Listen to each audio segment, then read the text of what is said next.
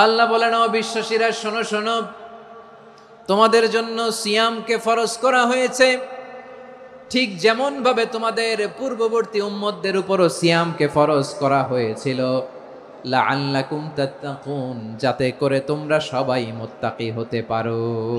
সুবহানাল্লাহ বলেন, যাতে করে তোমরা আল্লাহ সচেতন হতে পারো। তাহলে সিয়ামকে, এই সামনে যে রমাদান আসতেছে আমার প্রিয় ভাইয়েরা, এই পুরো রমাদান ব্যাপী সিয়াম সাধন করা, সিয়াম পালন করাকে আমাদের জন্য ফরজ করে দিয়েছে কে? রমাদানের রোজা রাখার নফল নাকি? রমাদানে সিয়াম পালন করা কি নফল? সুন্নাত? তাহলে কি ফরজ? আওয়াজ করে বলেন, রমাদানের রোজা রাখা কি ফরজ? এটা শুধু আমাদের উপরই ফরজ না, আমাদের আগে যত জাতিগোষ্ঠী এই পৃথিবীতে এসছে সবার উপরে সিয়াম পালনকে ফরজ করেছে কে? সবার উপরে আল্লাহ তাআলা সিয়াম পালনকে ফরজ করেছিলেন। তবে ধরনটা ভিন্ন ছিল। এক এক